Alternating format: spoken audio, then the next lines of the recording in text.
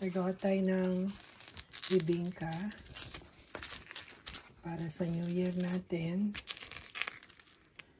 Papakulo na ako ng pan-topping at niluluto ko na yung aking malagkit. Malapit na maluto yung ating malagkit at lagyan natin siya ng konting asukal lang kasi itong topping natin ay napakatamis na. So, kailangan balanse lang. Hindi masyadong asukal dito. At yan ang ating topping. Sabi nga masarap ng konti yung medyo makunat ang ating malagkit. Yan. So, lalagyan ko na ng asukal. Pwede nyo lagyan siya ng puti o pula. Depende sa inyo. Yan. Lagyan natin ng konti lang.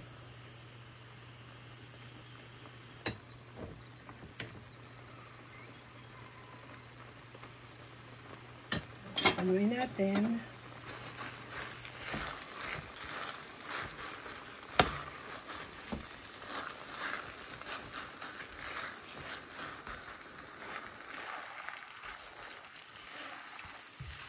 Medyo dinamihan ko na para mabigyan ko yung aking kaibigan at yung aking anak.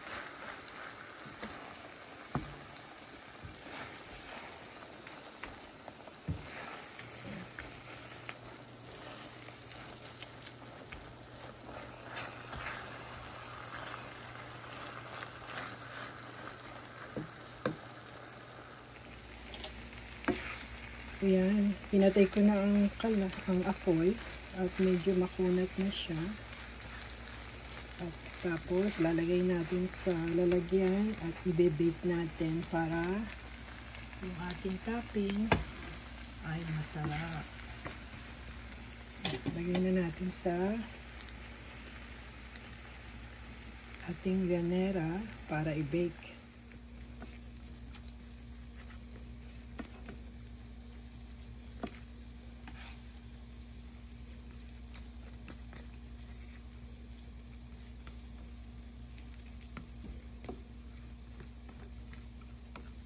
Yan. Kupitin natin yung side para bilog.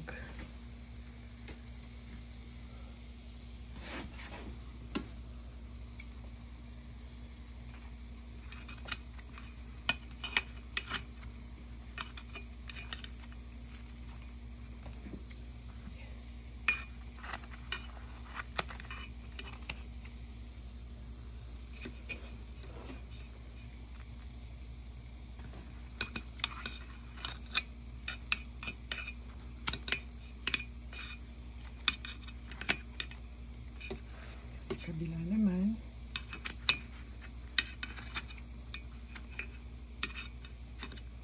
Oopsie. Lagyan natin ng topping. Preheat natin yung ating oven. Oven, bake. 350. Then start.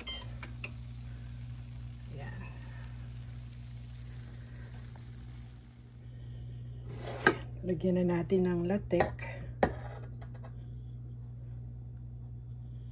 Yan.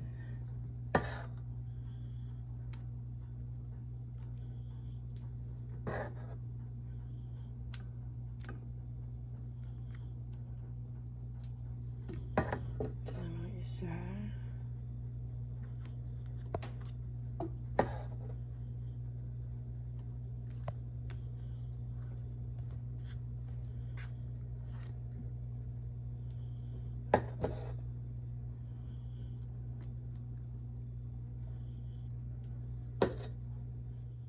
Yan, simutin na natin.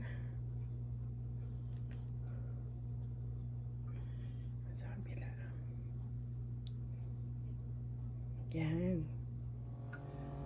Yan, 350 na. Lagyan na natin sa oven.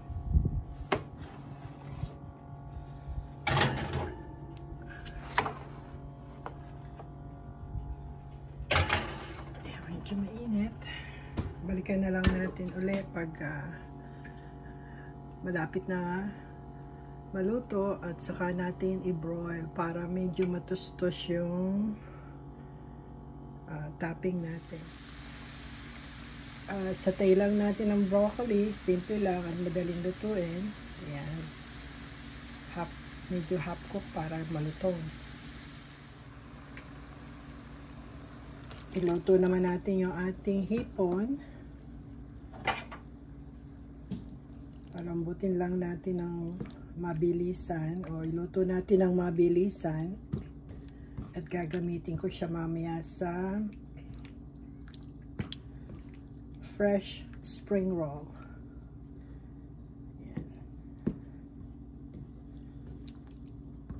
Hindi natin siya i-overcook.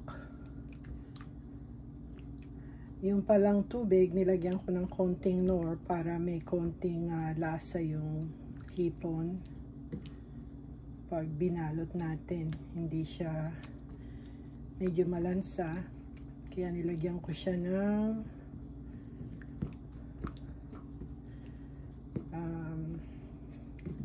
nor. At kung napapansin nyo, hindi ko na rin hinugasan yung kwale. Yung pinagprituhan natin ng broccoli, yun na rin. Para menos sa hugas. Ayan.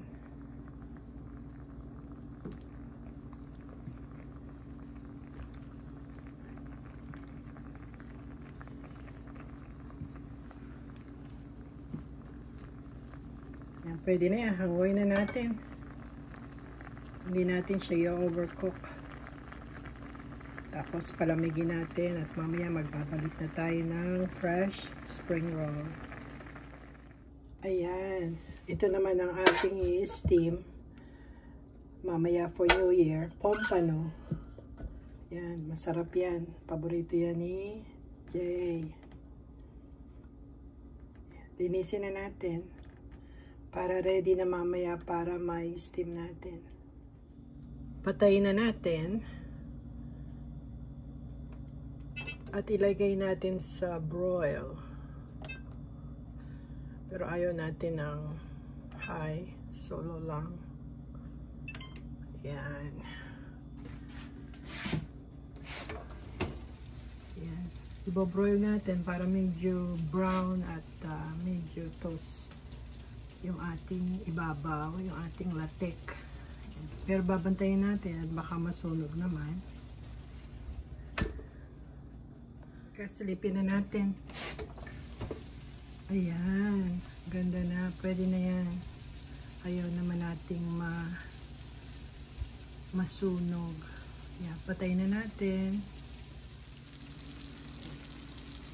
Luto na yung ating bibingkang malagkit.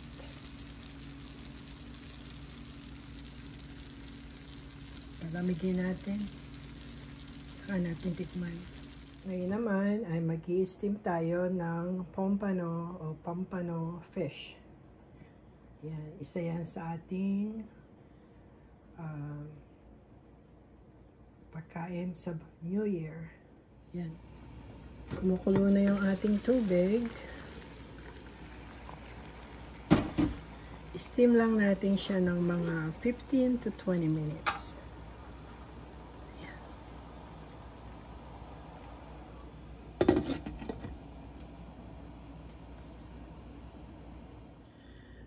Tignan na natin kung luto na yung ating isda. Ayan, luto na. Patayin na natin ang apoy. At magigisa naman tayo ng, or magpiprito tayo ng ginger. Ayan.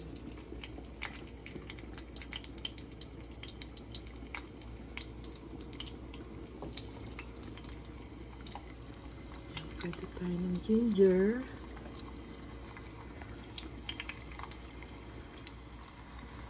Kamali ako ng lagay ng ginger.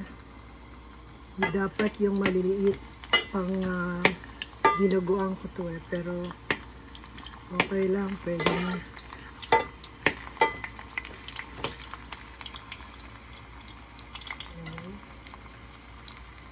Tapos, mabilis ang green onion.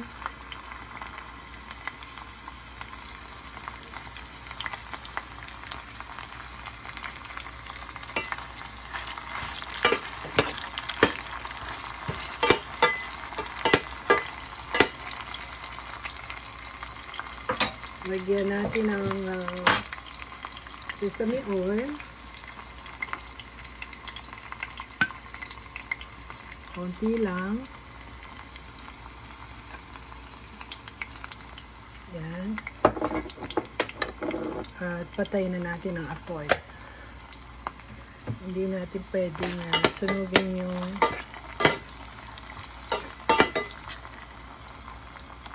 sesame oil.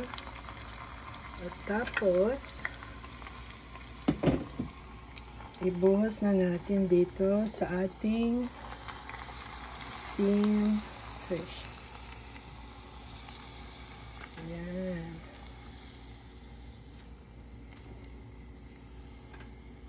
Oh. Tutuwa nito si JJ. Ayan. Luto na ang aking steamed fish na pampano. Isa naman, yung magdidinuguan tayo. Ngayon naman, magluluto tayo ng dinuguan. Ngayon ay 5:21 na ng hapon. Ayan.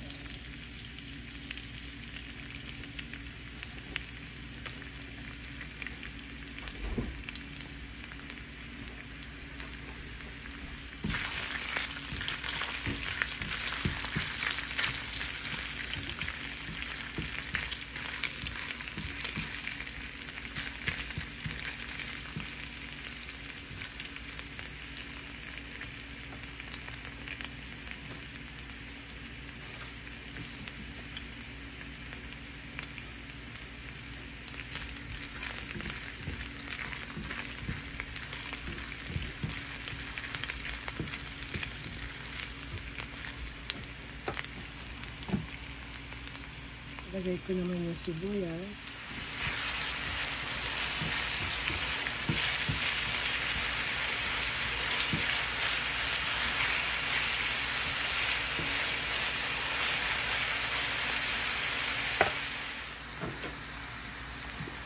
Lagay naman natin yung garlic.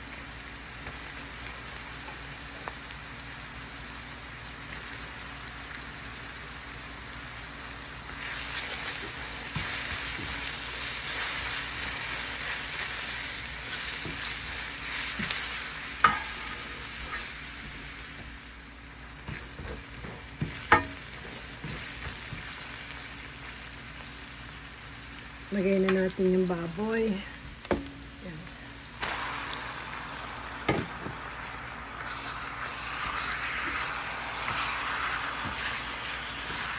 So natin para umapit ang aroma at maalis ang lansa ng baboy at palambutin natin.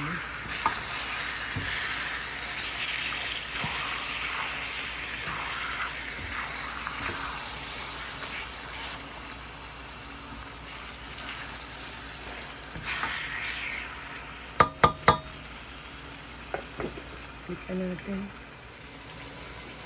Pakita ko pala sa inyo, binili ko to kahapon. Ganito ang fresh blood dito sa amin.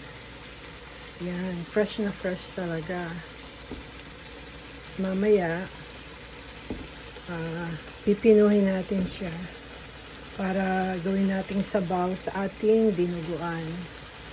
Ngayon ay the 31st ng December. Konting oras na lang, New Year na, kaya habol-habol tayo na makapagluto ng kahit konti sa ating bagong taon. Medianoche. So yan ang ating medianoche. dinuguan. At yung iba mamaya na. Okay, pagod na. Magpapahinga muna ako and then maliligo. Ayan. So, takpan na natin. Kaya natin lumambot. Lalagyan ko pa rin siya ng paminta at toyo para medyo malasa yung ating karne. Lagyan natin ng paminta.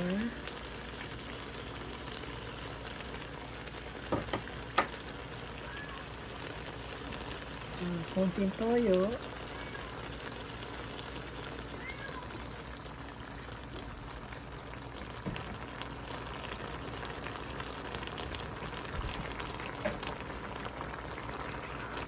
Ayan natin at takpan natin. Palambutin muna natin ng sa mahinang apoy lang para wag masunog. Takpan na natin.